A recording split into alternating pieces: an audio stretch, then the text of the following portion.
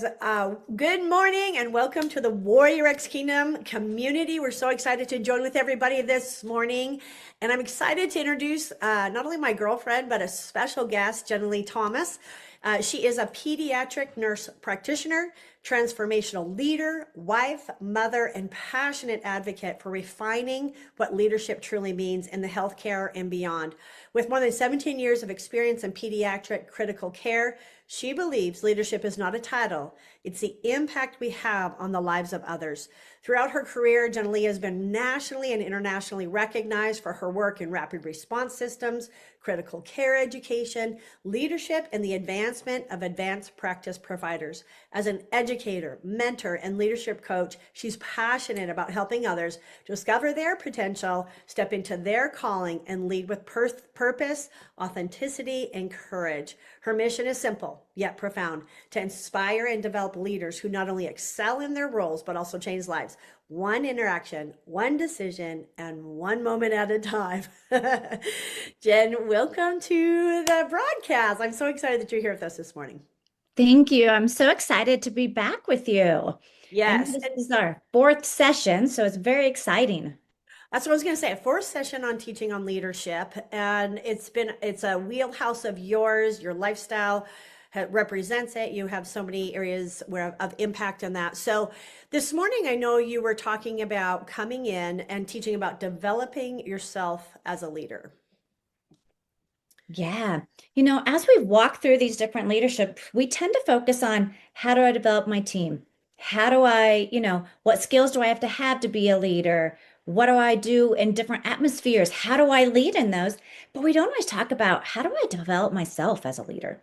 And that's something that's very important to do is developing ourselves. So today, that's what I want to talk about is how do we do that? How do we develop ourselves as a leader? Yeah, and I think that's part of a life journey, right? I mean, we're in this process of development, but recognizing our lives influence everybody else around them. And so, all of us that are here right now, we're all influencers. We all make impact with those that we're around. So, the most critical leader to train up and to understand is ourselves. I love that. Yeah, absolutely. And so many times when I'm coaching different leaders, they're like, but I'm not growing, or I'm stuck and I continue to have this repeated cycle going on. And that's where come in and say, okay, hold on a second. Right, there's an area where you still need to develop as a leader. And we forget that because we're so busy serving, leading, guiding others that we forget about ourselves. And so that's where it comes as an important tool for us as leaders that we continue to grow too. And so Oh, I'm just going to talk a little bit about that. oh, that's so good. Just this last weekend, I was with a leader who we were taking care of some things. And she said, you know what? We can go fix A, but if I don't figure out why I keep going back to A and why A keeps happening, it's never going to be fixed. I have to come back to me, do some inner healing and figure out why am I doing A so that I stop doing that. It was very mature actually as a leader to say that, to recognize, you just said that there's patterns that we repeat that we got to figure out why. And it usually has to do with some opportunity to grow as an individual. But if we don't take care of those opportunities, we continue to lead incorrectly. Yes, absolutely. Yeah. And so that's what I just kind of want to step into today is just talking a little bit about developing yourself. And, you know, I was just kind of praying to God and saying, okay, God, give me all the tools here to teach them, to guide them. And, he was showing me in Luke 6:40 that the student is not above the teacher, but everyone who is fully trained will be like their teacher. And to me, I'm like, we are, as leaders, we're teachers. And the student is not above the teacher. And so we forget sometimes that, hey, I can only lead as far as I know. And there are times that we then have to grow so we can lead our groups to that next step, to that next level, whether it's leading in the house, in our business, in our ministry. We come to a roadblock, and that's where we have to continue growing and developing ourselves. And so, as we start talking about this, I know every single one of you looks at a leader, whether it's a ministry leader, whether it's in your business, a CEO, and say, I want to be like them. They're just a natural leader. But I'm kind of here to tell you that the truth is, very few leaders are born. Most of us, we have to continue growing. We have to continue developing. It's not always natural. me included. I have led for lots of years, but I have to continue to grow and continue to develop myself so I can take my group to that next level. And so the greatest investment that you will ever make is in yourself because your organization will never consistently outperform your leadership.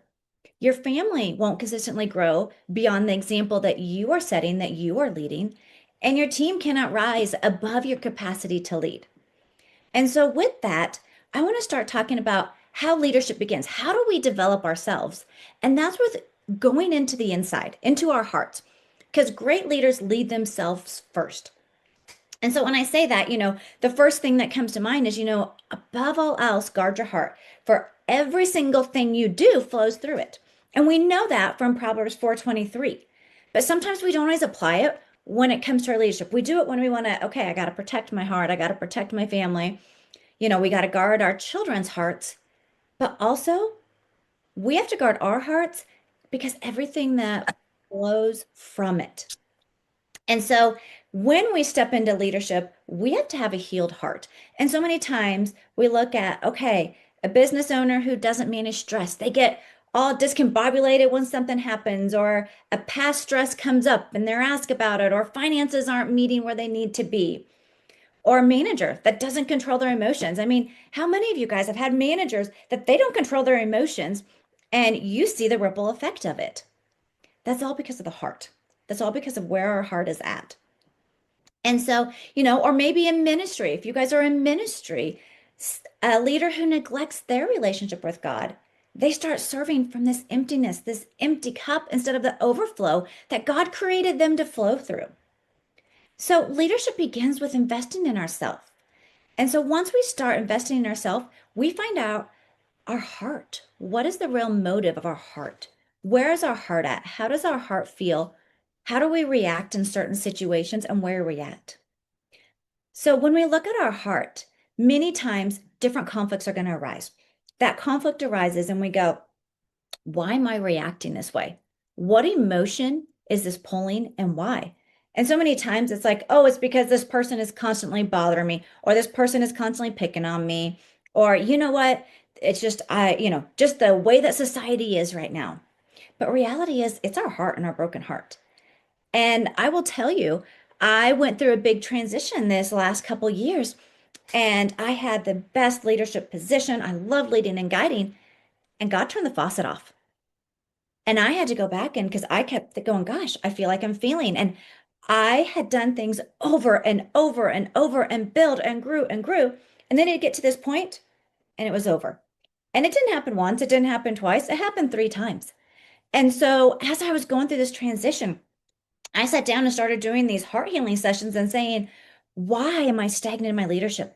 I grow thousands, I bring in millions of dollars, but yet I get to this point and then I feel like I failed and the faucet turns off. And as I was going through it, and because let me tell you, I get coaching still. As I was going through it and started doing this heart healing session, I found out that I had this fear of failure. Had this heart wound clear back from when I was in elementary of failing, and I was so afraid of it that I went overboard. I never said no. I constantly went above and beyond. I'd work 36, 48 hours. I'd be absolutely exhausted and sure, yeah, I'll go do this. Yep, I can handle this. I'll be on that meeting. It didn't matter if I was on vacation. It didn't matter, where I was at, middle of the night. Yep, I'll be there, 3 a.m. I got you. I'm there. And it exhausts me. But I had this fear of failure that I had to deal with. And I had to come to Christ and say, okay, God, I am not a failure. And he told me as I was going through this heart session, and we did 6 sessions, and they were emotional and they were hard. I had to see myself as God saw me. And I had to remind myself, and God told me, you need to stand in that mirror and say, I like Jenilea the way that she is. She is perfectly wonderfully made, and she is a good leader. And I'm very much an overachiever. But I had to sit there and say, you know what? I don't need these rewards. I don't need to achieve these things. All I need to do is be settled in you, God, and you will lead me. And I had to do it on repeat and consistently remind myself because it was like, hey, we need to publish this paper. Can you be on it? Well, of course, I want to jump on it and do it. And they know that I will do it and that I will produce what they need.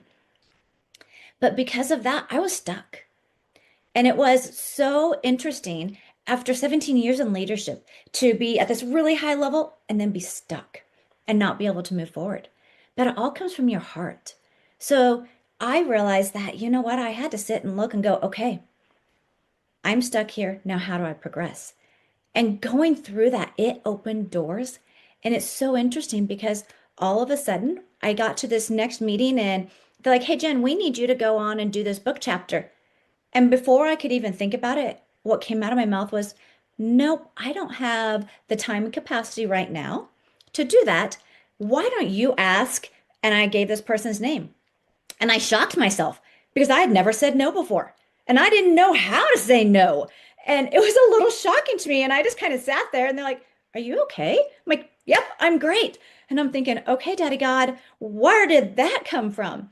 But it was finally retraining myself that it's okay to say no. It's okay not to accomplish everything. And so I encourage you guys, when things come up and it causes a lot of emotion, or you see a repetitive pattern, sit down, evaluate it, get some heart healing. Our ministry here at Warrior X can help you with that too. Because let me tell you, it helped me with that.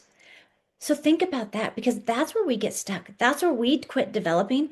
And when we quit developing, then our team can't continue to grow because we are that person right here that is going to lead them up to that mountain, going to continue helping them to jump to the next mountain.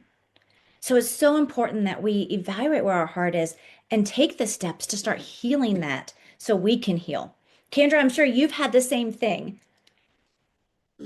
Yeah, I think that's a constant practice as a leader, as a woman of faith, that like I'm constantly looking at where do I have heart work. And like you, every time we have an opportunity to go to a conference that offers inner healing, deliverance, maturing, leadership, constantly having a coach in our life that's calling us up and allowing the Father to bring those people in and recognizing they're in our lives for a reason. And so investing in that, I agree with you totally. It's part of the journey.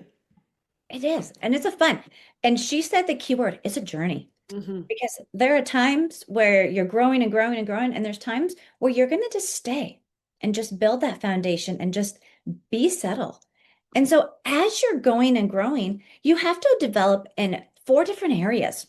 The first one is spiritual. Every leader, we have to grow spiritually. And you may think, okay, I'm reading the Bible, I'm going to church, but you got to have that intimate relationship. And having that intimate relationship is being able to grow closer, learning his voice, because his voice will tell you and guide you in those little moments that you need it and helps you develop wisdom to handle the situation.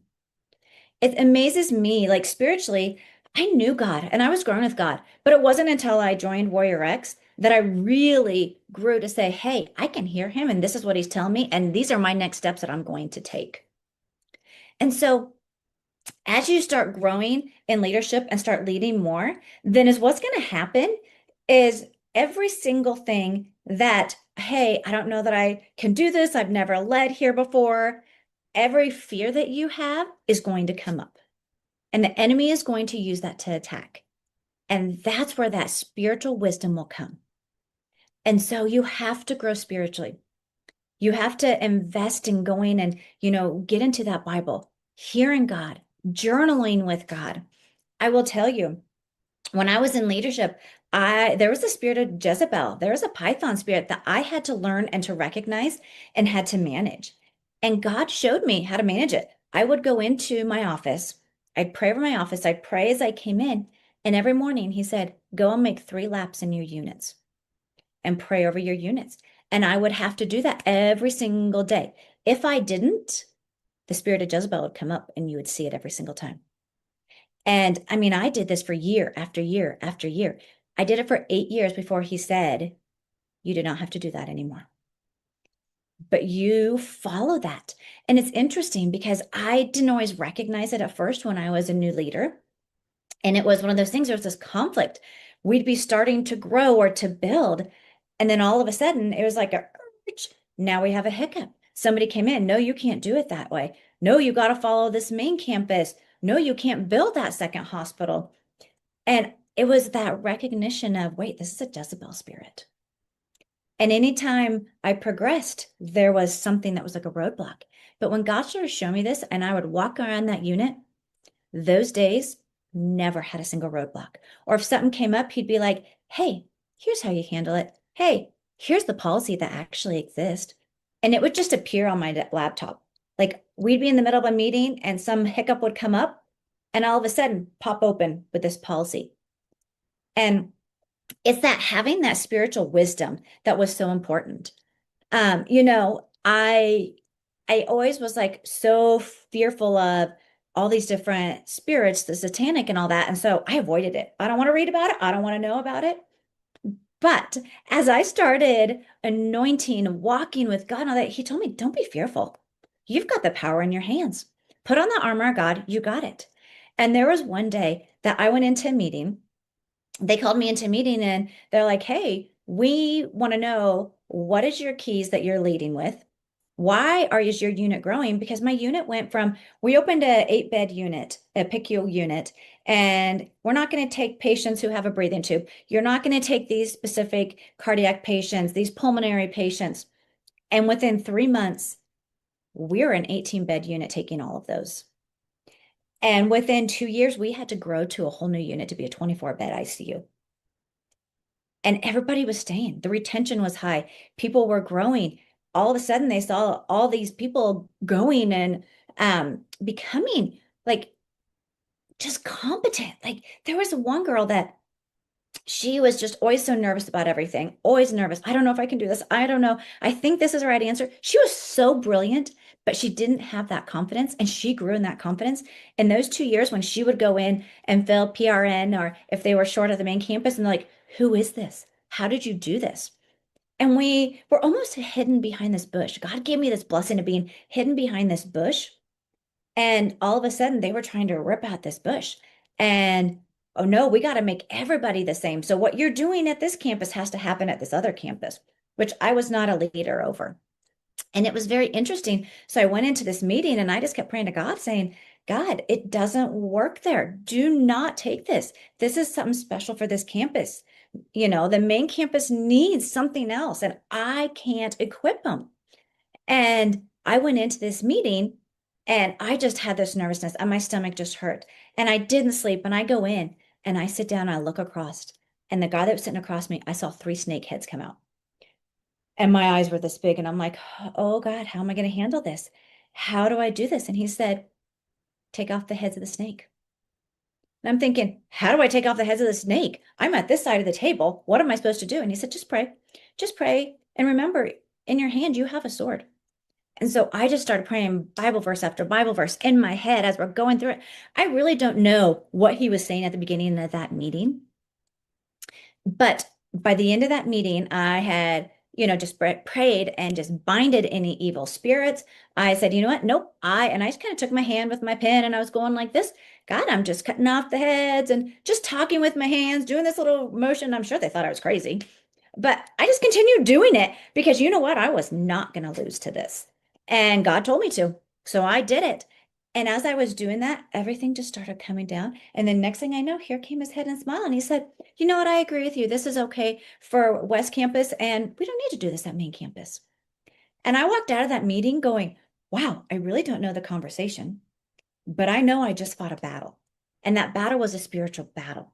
And I was prepared. And that was like a big realization to me of we have to be so much into God that he can fight every single battle. And I realized that he had went before me and he'd already fought that battle. I just need to sit in that position and follow what he told me. I don't really know that I talked that much even. So I think that's just important to spiritually grow. The other thing besides spiritually growing, personally, where are you growing personally?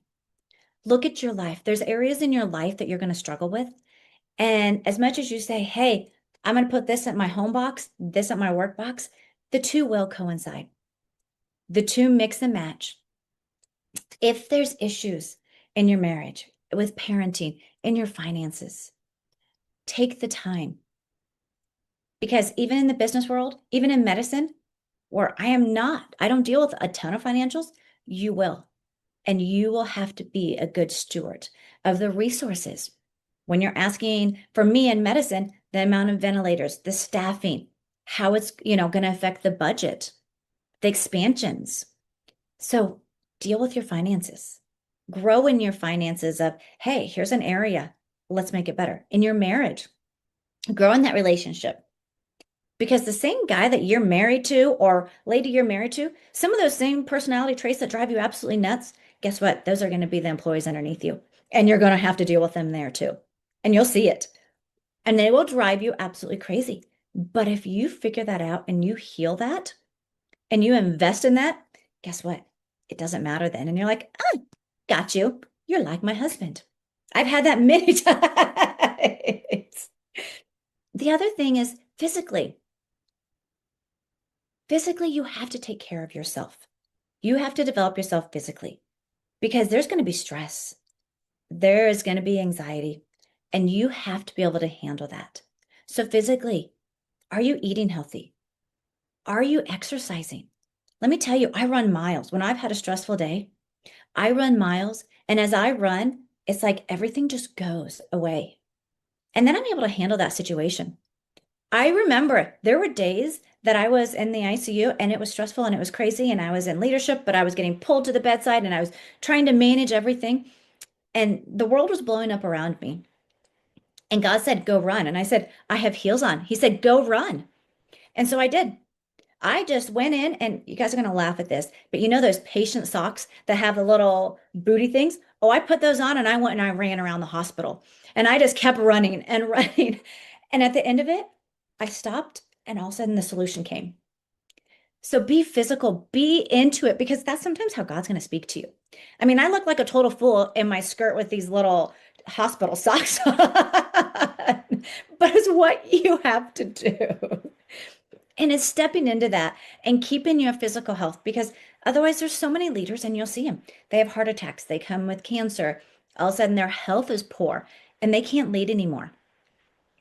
And so we have to continue caring for ourselves and our body. And some of that physical health is saying, hey, I need rest. I'm shutting my phone off. I need you to take a call from me. Or you know what, guys, I'm not available from, Saturday and till, Sunday evening because I need that time of rest. And so we have to do that. The other thing is taking care of our mind. And I'll talk a little bit more about our mindsets, but taking care of your mind, because if we never shut down our brain and we constantly are thinking about work, doing about work, we don't give the attention to our families. So then we start neglecting our families. So then we start having these heartaches. We start losing those relationships that are important to us. And then we get so burnt out because we're like, I am being pulled in 10 directions and I can't do this anymore. And you walk away. And that's a big area. Well, Satan will want to come in and try to do is pull you. So you have to take care of your mind and figure out what helps your mind rest. How do I take that break? Do any of you guys have that? Where you're like, oh my gosh, I'm pulled in 10 directions. How do I do this all? Yeah, I see the nodding heads. So we have to physically take the time to rest, to let ourselves get healed. When we also talk about mindset, I want you to think about it. And these are terms that you're going to hear. There's different personality tests, there's different mindsets. But so many times we need to be transformed by the renewing of our mind. And it's not just changing our actions, but it's changing our thinking. A lot of times we get in this fixed mindset of, I already knew this, I've already experienced this, I've already done this, or I'm not good at that, or we've always done it this way. We're not doing it again. I'm not trying it again. And we get stuck. And then we get stagnant and then we get stinky. And we don't want to be in that fixed mindset where we're stuck and stinky. And those are my S's. I'm like, you don't want to be the S's. If you're the double S's, we're in trouble. And I tell all of my leaders underneath me, I don't want you there. And as hard as that is, I want you to have a growth mindset. And that growth mindset is so important because we sit and go, okay, what can we learn from this? We can test the temperature of the hearts. What feedback do I need? How can I improve? How do I grow my group? Because every challenge comes with an opportunity. This is a very simple example, but I was sitting in a scheduling meeting because there's all this heated debate about how do we do our schedule? How does everybody handle the schedule? We have some people that do 24, some people that do nights, some that do days, some that do a mix of it all. And everybody wanted something different. And as I sat there, I could feel the temperature of the hearts. We had people that are saying, this doesn't work for me, then I won't see my family and I'm just going to quit. They were stuck. We had other ones that said, oh, we've tried this before, it just doesn't work. There wasn't that open mind of, hold on a second, let's talk about this.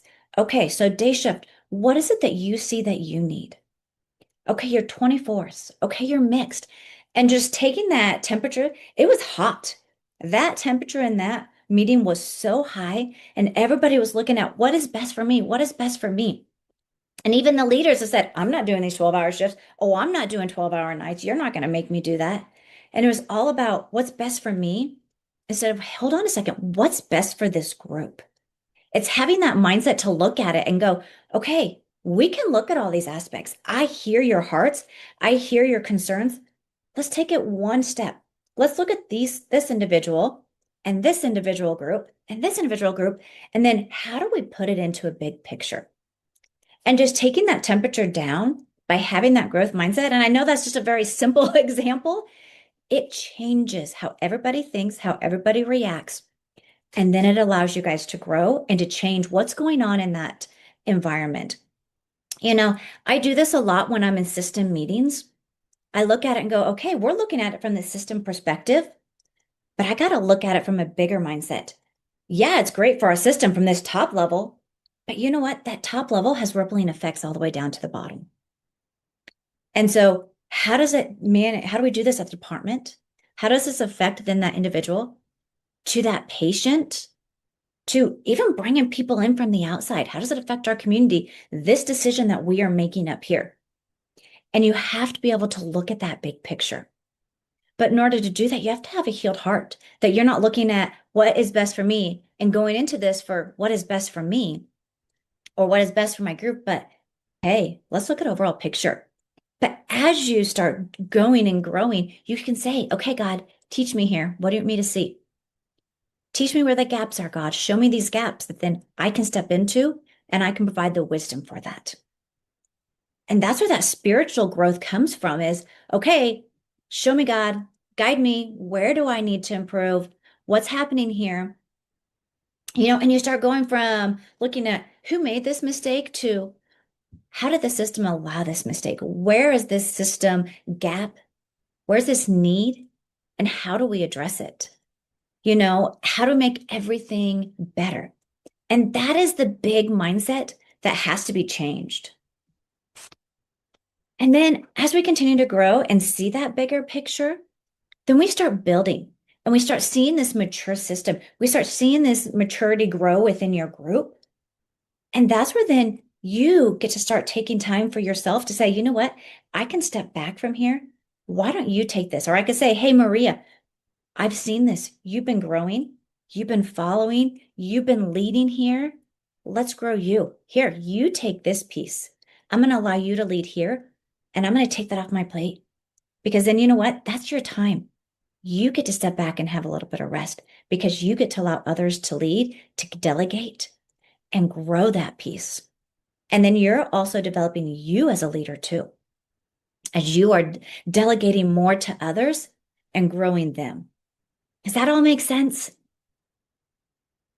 All right. Yes, absolutely. So good. Delegation is the key to great leadership, right? You're empowering other people to walk in their gifting and their assignments that God has given them. And so I love that, how you're speaking to that. It makes total sense. Yeah. And you know, when we don't delegate, we start controlling. When it's put on your heart, when you are, I always know it's time for me to delegate when I start going, oh, I don't like this so much anymore. Oh, I'm kind of bored, or, this is just simple piece. That's when I know as a leader that, hey, this isn't for me anymore. It's time. It's time to pass it on. And then I see it blossom. And I always say I love daisies. And I'll be like, okay, you're my purple daisy and you're going to take on this, or you're my yellow daisy and you're taking on this. And they get a daisy award. And I honor them in that because that's how I think. I just, It's one of those things that, all right, you got this Daisy Award and you get to grow. And I watch them grow. And every time there's something awesome that they're doing as they're delegating, everybody, it's fake daisies, but they get a daisy. And you all of a sudden see this beautiful blossom. And because you know what? They're my purple daisy or they're my yellow daisy. And it's just a way to honor them because I appreciate it. And I appreciate that they can take what I've started, that foundation, and build it and grow it better than I ever could. The other thing is we cannot solve every single one of today's problems. So, as leaders in that growth mindset, we have to look and say, what are the keys? What are the systems? What are the problems for today? And what are the problems for another? As you're sitting in meetings, they're going to be like, okay, we need to do this, this, this, and this. But so many times you can sit there and talk about it, but it goes nowhere. There's no system that gets changed. It's just all talk. So with your growth mindset, say, Daddy God, what is the problem for today that you want me to address? And what are the ones for tomorrow? And you will start seeing, especially in these corporate meetings, things actually changing, things actually getting fixed, moving forward, having that impact that you really want by having that growth mindset, because you can see the one problem for today. It's a problem for today of, okay, where are we going? And then looking at, okay, if we change this one problem, how does it affect the next year? How does it affect the next 5 year? And looking at that, because we spend less time reacting and more time anticipating, growing, looking, guiding that. And it just comes from just that one wisdom from God, from our growth mindset. And then you start thinking kind of like the owner. You know, they used to laugh at me and say, remember, you're not the owner of this hospital, but you think like it. I treat everything like I was the owner. How would I handle this if I was the owner? How would I handle this if this was my ministry? How would I invest if this was my money? And when I would do that, it developed me as a leader to just to be a good steward in every resource, every allocation, every decision that I made. It also allowed for better growth. And it was interesting. We went from, we're going to open up one hospital to, in the time of 8 years, I opened up 3 different children's hospitals that were successful. And they would ask me, how do you grow your team? Why is your team so competent? And it wasn't me, it was God. And He just gave me the tools, the wisdom, the keys, the problems that were causing the whole gap that was occurring at the main campus. He allowed me to see that and to close that gap, to meet that need. And so ownership just changes that perspective. So take that ownership, take that mindset and start changing it. So as I continue just to think about all this, we talk about we have to develop others also, but developing ourselves, then we can develop others. You know, Paul developed Timothy, Moses developed Joseph, Jesus developed the disciples. And your greatest accomplishment isn't always going to be what you built, but who you developed. I was sitting down as I was doing this last night, and I got tearful thinking about, Daddy God, look at how you developed me. And there were times that I felt like, oh my gosh, I'm a failure as a leader. And now I look and go, oh my gosh, I've done this, I've done that. But wait, I've grown. I can go. They tell me, hey, you're going to go internationally and you're going to speak to these 500 people. And I'm like, all right, I'm on a plane. If you would ask me this even 6, 7 years ago, I would have said, absolutely not. You chose the wrong person. Move on along. I'm not doing this. But now I'm like, okay, great. Where are we going next? Or, you know, there's different issues that arise or there's conflict. I used to hate conflict. And now I'm like, bring it on. There's a reason for it. There's a problem. There's a hard issue. Let's do it. Let's change that. That critical communication. And I also, you know, look and go, God, you developed me so differently. Just this weekend when I was dealing with a family, I was on the phone and there was a heated conversation that they kept getting so upset because they couldn't grasp what was going on and they just wanted their baby to come home. And I wanted their baby to come home. But it got to a point where I had to say, you know what? We need to pause this conversation. I want to have this in person. I see there's a lot of emotion that's going on right now. I see that there's a lot of confusion, and I want to sit face to face with you. When can you come in where we can sit face to face and walk through this? And I can tell you, Even 5 years ago, I would have been uncomfortable saying that. But it's that growth that we have that then affects every conversation, every decision, every action that we do. And so I just kind of encourage you to start growing habits as a leader to develop yourself so then you can lead and guide others. So daily, pray, reflect, journal with God. Before big meetings, take that time. Take the 5 minutes. There are times where I'm going meeting to meeting where I'm like, hold on, I need a break. I don't know what I'm doing as I'm going to this meeting. I'll be like, hold on, I need to go get some tea. I'll be right back. When really, I don't really need tea. And sometimes I don't even come back with tea. And it's like, I just got a drink. But I go and I take that because I need those moments to say, okay, God, I'm walking into this meeting. What do you want to do here? I'm tired. I'm exhausted. I don't have the answers. I need that. So walk daily with him. He will guide you. I start every single day and I just tell him, God, show me what you want today. How do you want this to go? What do you want in this meeting? I ask for feedback all the time from those that I lead. I ask them and say, hey, tell me areas where you would like things changed. Tell me areas where you felt like I was too harsh or too easy or didn't lead the way you thought I should. Just as a reflection for me. Have meaningful conversations. Get mentors around you. Get a community around you where you can have meaningful conversations and really discuss and think about and pray over it. That is so key. Spend uninterrupted time with your family. Your family is so important. Because remember, I've said this before. It goes God, your marriage, your family, then your job. Go to conferences, grow yourself professionally, grow yourself spiritually, get mentorship. And then I have 5 habits that I want you guys to try for the next week and see if it transitions you as leaders. Number 1, I want you to spend time with God before checking your emails, social media. So many times we lay in bed and we wake up, we shut off our alarm, we get on social media and look. I don't want you to do that.